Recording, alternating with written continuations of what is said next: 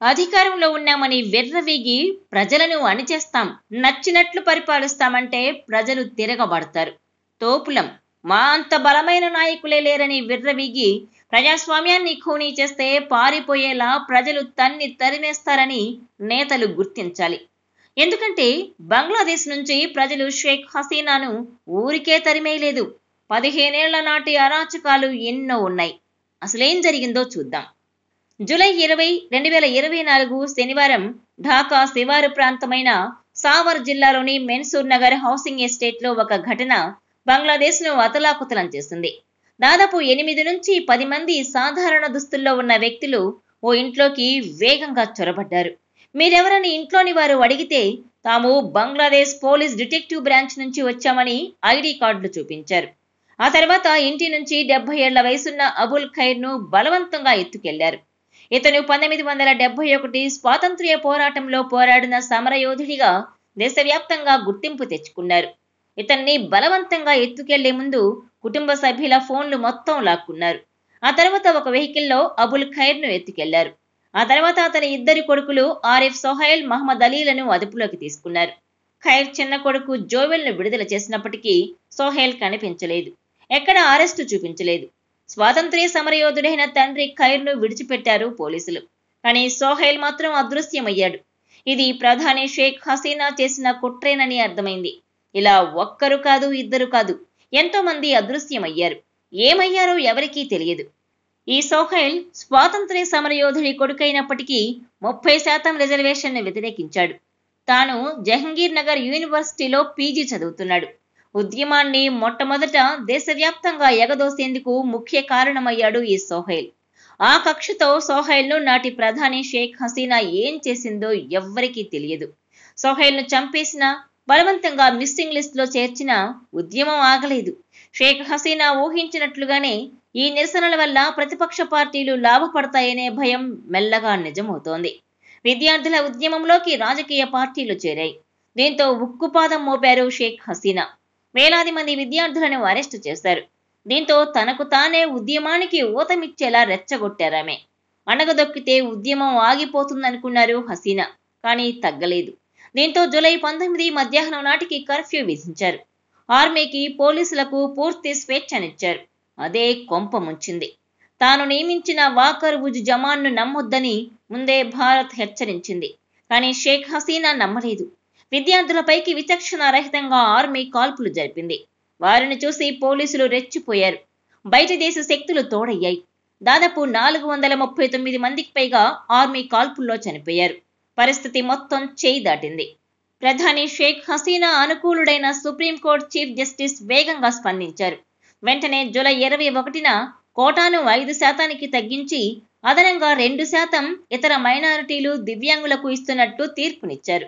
దీంతో విద్యార్థి సంఘాలు సంతోషించాయి. మా వారి ప్రాణాలు పోయినా కూడా విజయం సాధించామని మీడియాకు చెప్పారు. కానీ బంగ్లాదేశ్ ఛత్రాలీ క్యాంపస్లోని విద్యార్థులను కొంతమంది రెచ్చగొట్టారు.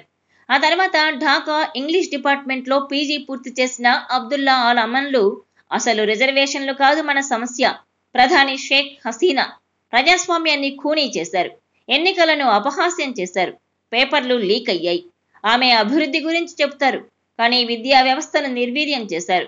ఉద్యోగులు వారి పార్టీ వారే. ఎప్పుడు పేపర్లు లీక్ అయినా పట్టించుకోరు. మనకు ఉద్యోగాలు ఎక్కడిస్తున్నారు? పద్ధతిగా అణచివేస్తున్నారు. ఆమె దిగే వరకు పోరాడాలి.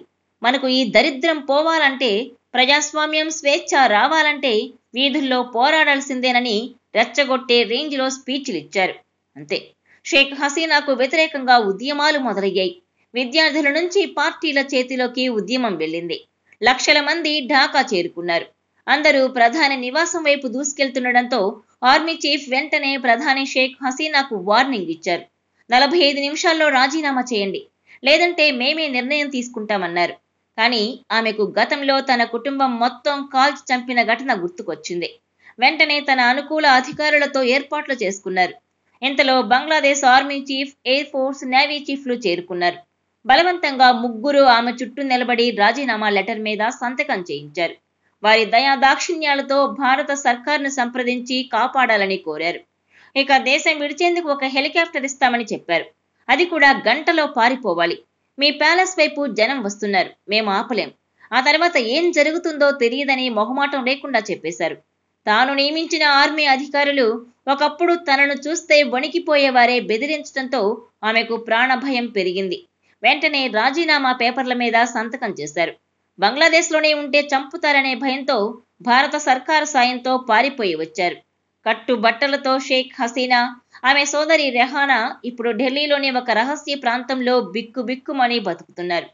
చివరకు షేక్ హసీనా లాంటి కూతురు ప్రధాని అయినందుకు బంగ్లాకు స్వాతంత్ర్యం తెచ్చిపెట్టిన బంగబంధువు షేక్ ముజిబుర్ రెహమాన్ విగ్రహాలను ధ్వంసం చేస్తున్నారు ఆందోళనకారులు.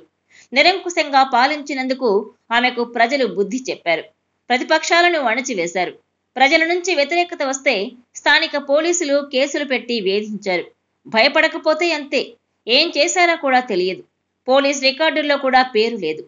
చివరకు ప్రతిపక్ష నేత ఖలీదా జియాను జైల్లో పెట్టారు. నోబెల్ బహుమతి గ్రహీత, నేటి బంగ్లా ప్రభుత్వ ముఖ్య సలహాదారు మహమ్మద్ యూనస్ ను కూడా తనను వ్యతిరేకించినందుకు జైల్లో వేశారామె. ప్రతిపక్ష నేతలంతా పారిపోయారు.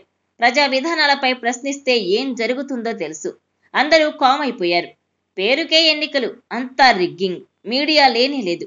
ఉన్న ఛానల్స్ అన్నీ రోజు షేక్ హసీనాకు డబ్బా కొట్టడమే.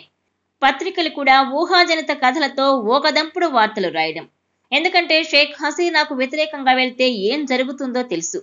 అందుకే అన్ని అవామీ లీగ్ ఆధ్వర్యంలోనే నడుస్తాయి. ప్రశ్నించే గొంతుగా బంగ్లాదేశ్లో లేకుండా చేసింది షేక్ హసీనా. అంతా ఆమెదే నిర్ణయం. నియంతలా మారిపోయింది. ఇష్టం వచ్చినట్లు పాలన చేస్తోంది. తన వాళ్లు దోచుకుంటున్నా పట్టించుకోరు.